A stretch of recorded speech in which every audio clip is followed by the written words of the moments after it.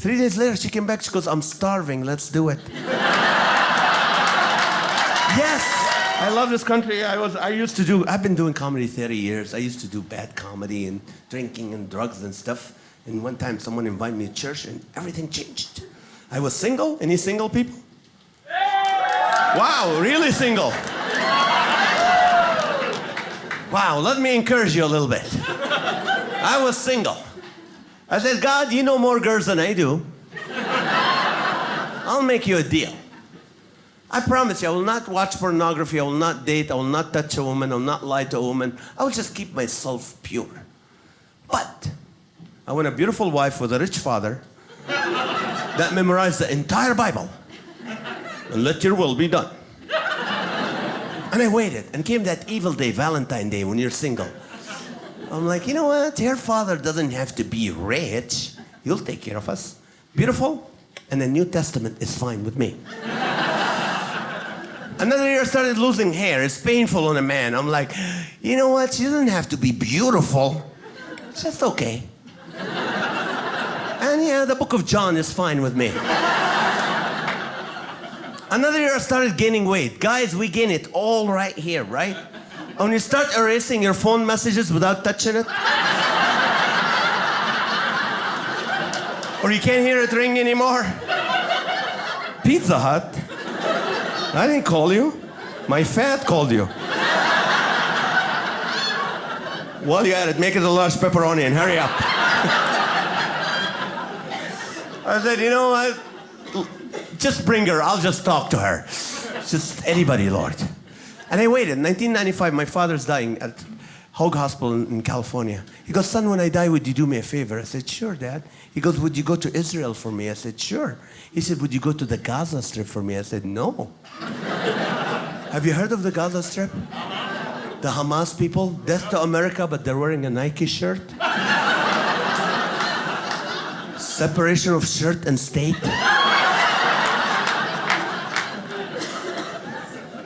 Last year I was in Israel. I took a group of people from California, and one guy, blonde hair, blue eyes. He goes, "I want to go to Gaza." I go, "No, you're not." He goes, "Why not?" I go, "The Hamas people will take you."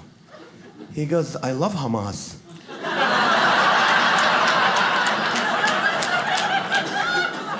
Come back. What? Because yeah, I love Hamas with pita bread. It's hummus, sir. Hamas will blow up your stomach, sir. It's hummus. But I did. You know, when my dad died, I flew into Tel Aviv. I drove to the Gaza Strip. First night I'm there, I'm having dinner with my atheist cousin from Baltimore, his fiance, and her sister. So my cousin looks at me and goes, "You look happy. What's wrong with you? You're in Gaza, man." I go, "You know what? God changed my life. He gave me hope. I'm very excited. I'm happy." And he goes, "Girls, don't listen to him. This guy's faith is serious. He's serious about his faith." And her sister, she said, "Me too." I kid you not, I look at her, I go, "Would you like to marry me?" Just came out of my mouth, and she's beautiful. She goes, "I've been praying for someone like you to come to this part of the world. Let me pray and fast for 3 days. I'll get back to you." 3 days later, she came back. She goes, "I'm starving. Let's do it." Yes. Yes. 22 years. I love her more today than when we met. Oh. Yes. Prayer works, people. Hey, I hope you're encouraged, man. God, you know, your life can change for the better in 24 hours. One day I was single. 24 hours later, I'm planning a wedding. And we were engaged in 5 days. A year later, went back to get married. Yeah, our wedding was different. It was a Middle Eastern wedding. They had 600 people at the wedding. I didn't know any of them. And at the end of the wedding, they all line up in one line and give the bride jewelry, mostly gold. That's the culture. By the time they were done, my bride looked like Snoop Dogg. You know those rappers with the gold chains, gold watches, gold rings? I spent 3 weeks in LA after the wedding going, "Hey man, you know my gold watch? Hurry up, it's not stolen, I just want a toaster, okay?"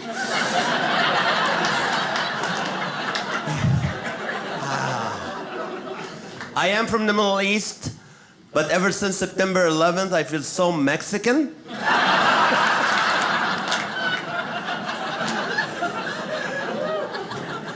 I flew in this morning from California, almost missed my connection flight because I can't run through the airport anymore. If you look like me, don't run anywhere. People will tackle you. In the name of freedom. Because airport security, they are tense. One time I got arrested for a photo bomb.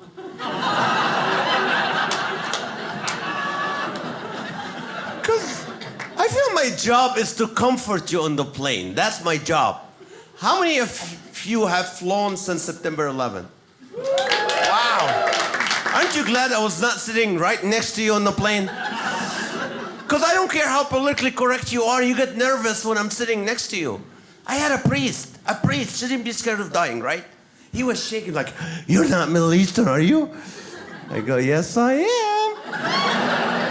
He goes, is your allegiance to this country? I said, yeah, I want to die here.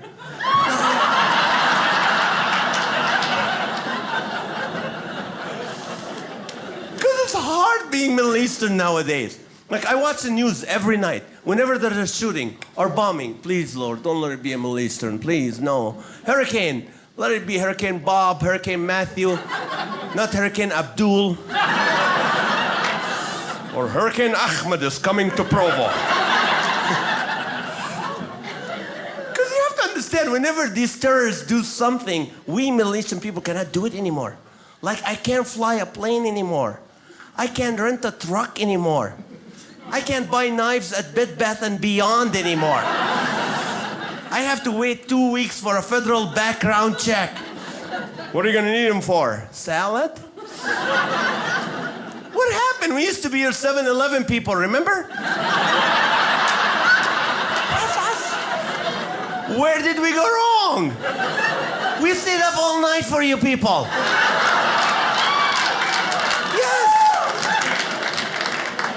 The Koreans and the Indian went to bed at 9. We stayed up all night. We took your camel jokes, your Slurpee jokes, they didn't bother us. I even have little kids make fun of me. This girl comes to me, she goes, do you know where Middle Eastern people go when they die? I'm like, where, honey? Heaven 11. Get out of here. But my name is Nazareth. I was born in the city of Nazareth in Israel. It's a family... Oh, thank you. Thank you. It wasn't my choice, but... It's a family tradition to name you after the city you're born in. I feel sorry for my brother Waikiki. My other brother Albuquerque. And my sister Buffalo. It's sad. I'm from the land of milk and honey, but I'm lactose intolerant. But I love this country. I moved here about 35 years ago. This is the greatest nation in the world, people. Yes. Because we have choice. Everywhere you go, you get your choice. I went to buy some groceries. They said, you want paper or plastic? Choice. Went to get some coffee. They said, regular or decaf? Choice. Got out to the airport, this guy with a gun. He said, you want to give me your wallet or I'll shoot you? Choice. You gonna be a Republican or leave Utah?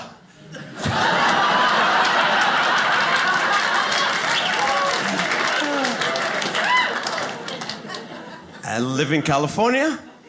I love California. California is a melting pot. People from everywhere. I mean, my African-American friends there, they call me dog. Hey, dog, how are you, dog? My Latino friends call me Ese. My white friends call me buddy. My Middle Eastern friends call me infidel. And my Indian friends call me every day to tell me I owe the IRS money.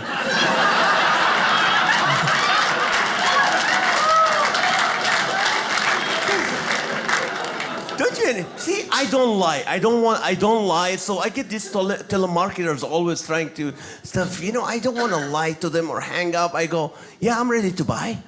Wait, ready? Okay, I'll give you my last name. My last name is Rizkallah. We pronounce it Smith. For immigration reasons. I go R as in I as in Z as in K as in hello?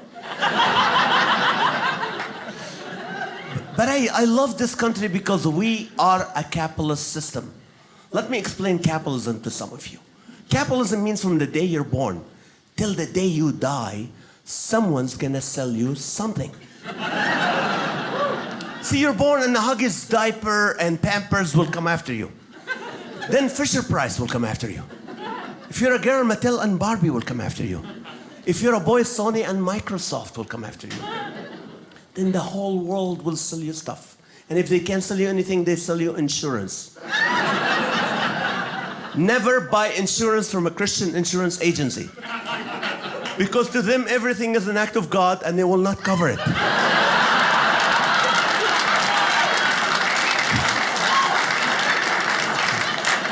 And then you get old and the drug companies will come after you. Then the Huggies people will come back. It's a cycle of life. I know we're a capitalist system because we have Costco. How many of you go to Costco? Wow. I got my glasses at Costco. I see everything in bulk. Costco, they don't like us. They give us free food so we don't steal it. If you go to Costco, go more than once a month. Because me and my wife, we go once a month, we end up with this flat bed with toilet papers and kitchen rolls and stuff. And we feel like gluttons. Can you look at us? There's people starving in Africa. Look at us. She goes, what do you want me to do? You use most of it. Till one day, it was so great. It was like heaven. This man from Africa walks up to us in the parking lot of Costco. And he looks at me and goes, sir, can you help me? I go, where are you from? He goes, oh, I'm from Kenya. You're from Africa? Oh, just take it all. Take it all.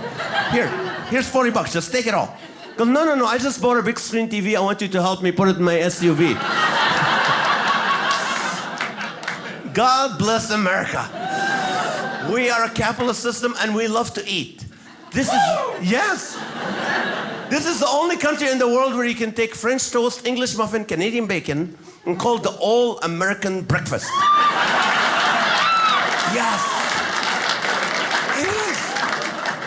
And Americans love to eat out. You don't want to cook at home. You want to eat out. You make up holidays so you can go out and eat. Valentine's Day is not about love. It's about going out and eating. Mother's Day, let's go out and eat. Father's Day, let's go out and eat. Easter, let's go eat. Guess what your family going to be doing 5 minutes after they put you under? Eat. In your memory, they're going to eat. It's all about food. Our foreign policy is based on food. We'll never have a war with Italy, China, or Mexico. Smart audience. They have good food. We're always worried about the Russians. You know why? We don't know what they eat.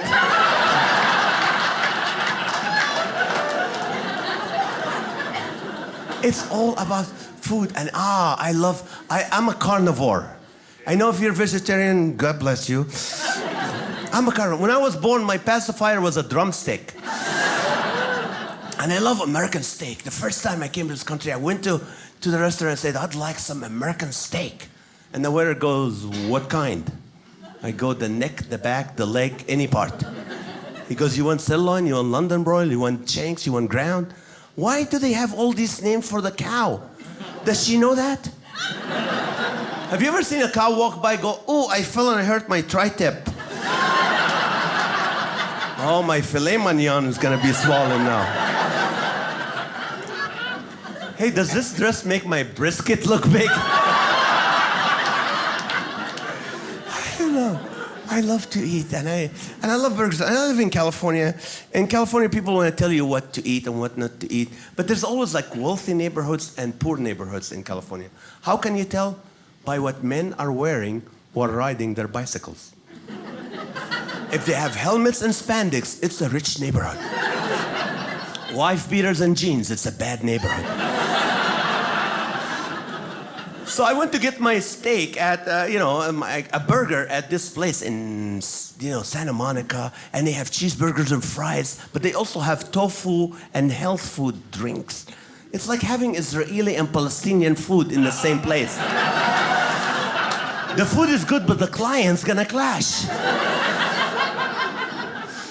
So I went there, I ordered my cheeseburger. You know, I like it rare and pink with fries and a bottle of water. I'm sitting enjoying my free American country with a free choice. And I'm eating my cheeseburger. Here comes this bicyclist, one of those wealthy bicyclists. He was so skinny, his spandex were baggy. And he came in and was like, carrot juice. That's all I'm having, carrot juice. He was like 20 or something.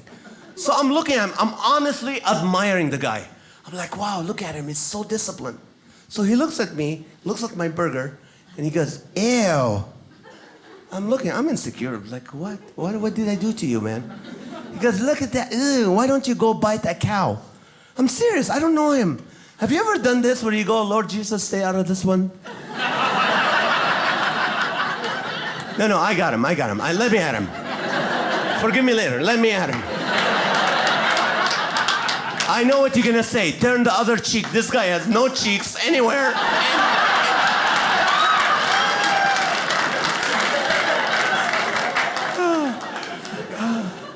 I didn't say anything. I was good.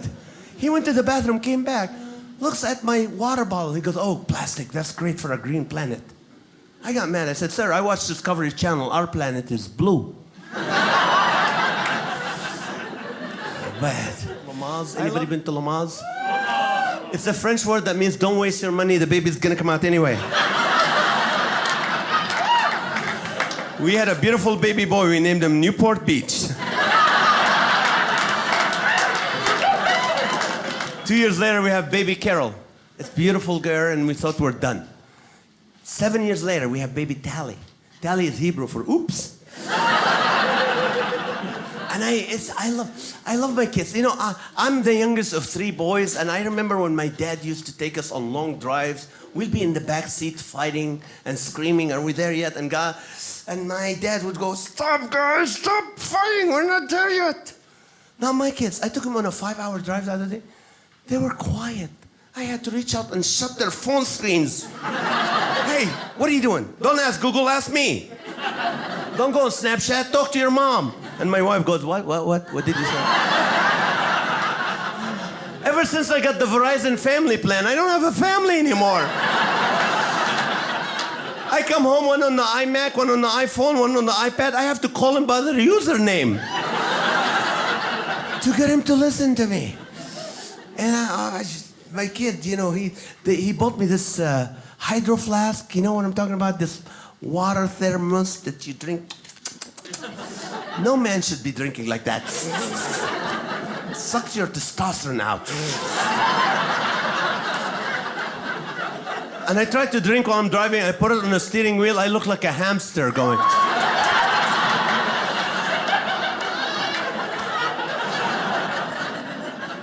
I told my wife, why did you buy me this? He goes, oh, because when you drink more water, you lose weight. No, I gain weight. Because now I drink more water, I have to stop by the bathroom. It's for customers only, so I have to buy something from the dollar menu.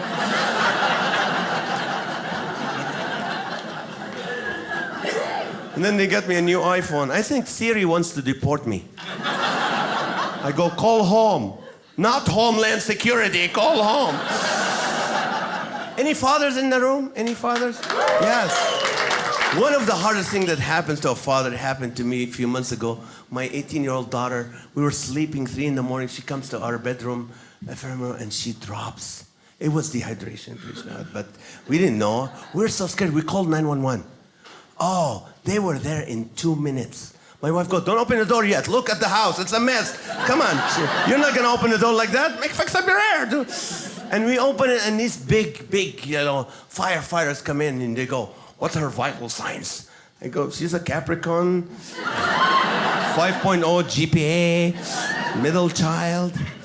You know, they want to know the vitals, your pressure, your that's the best thing you need, you know. People brag, I drive a Mercedes. I drive a BMW. I'm 120/80. It's your vitals. And I didn't know. And then the paramedic came and they're looking at her, and the paramedic looks at me and her mommy goes, what have you guys done different in the last 24 hours? I go, we took her phone away. She said she would die. We didn't believe her. He goes, she's a teenager. You need to keep the phone attached to her and charged at all times. bed. You guys are awesome. You know, how many of you ladies have a husband that snores? Raise your arm. I want to help you out. What are you looking at? You know, don't do that to her. Don't be scared. Oh, your wife snores. That's not your wife. Oh, okay. Ladies, admit it. If your husband snores, say something. I have an aunt who died from secondhand sleep apnea. It will kill you. Men don't admit it. No, I don't snore. And like, hey, 200 likes on Facebook. I taped you last night. Men don't understand that this woman they married was one day going, oh, I would love to marry a prince. And we're not going to sleep at night anymore. We're going to catch up and talk and listen to music. And then you get married, wedding night at midnight, he's...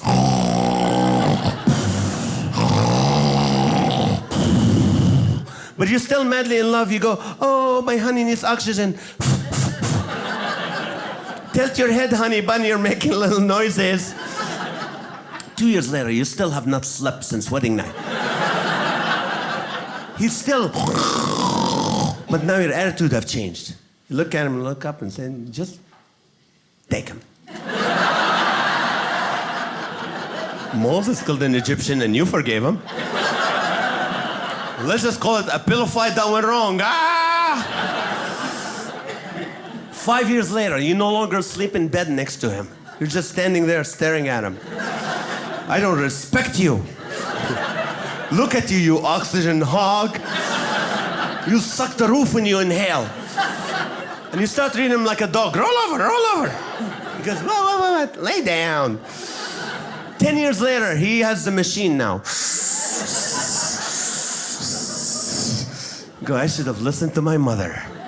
She knew something was wrong with him. 15 years later, he's older, drooling, hair on the throat, like... You just go, here's your sacrifice. Just take him. I'm done.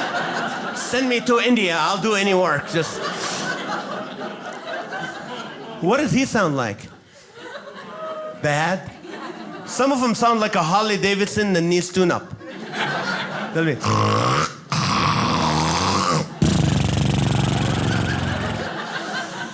Honey, put it in neutral. I'm trying to sleep. Some sound like a lion facing a hummingbird. They'll be...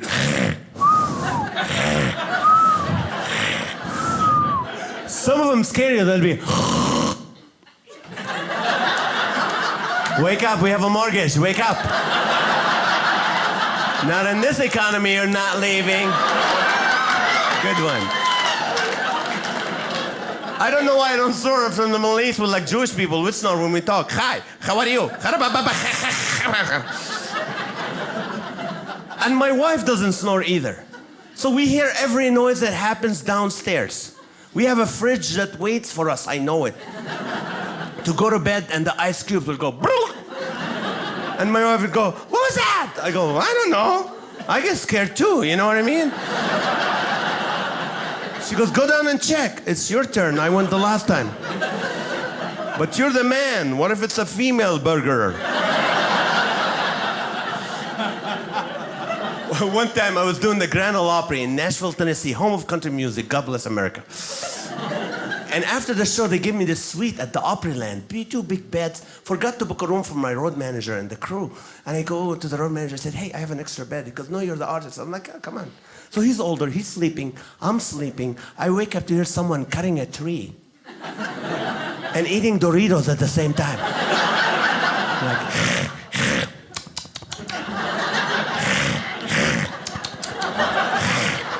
All night.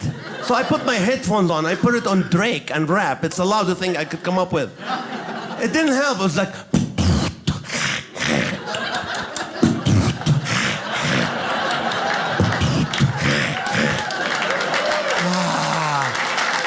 Just killed him. So I took my pillow, I said, I'm gonna choke him a little bit. So I get close to him, he started dreaming out loud. Oh, they're coming. Open the door. Run to the car. Start the car. The car won't start. I wanted to choke him, but I wanted to hear the end of the story. I'm Nazareth. Thank you so much for allowing me to be here with you. Thank you so much. Thank you. Thank you so much. I appreciate it. Thank you so much.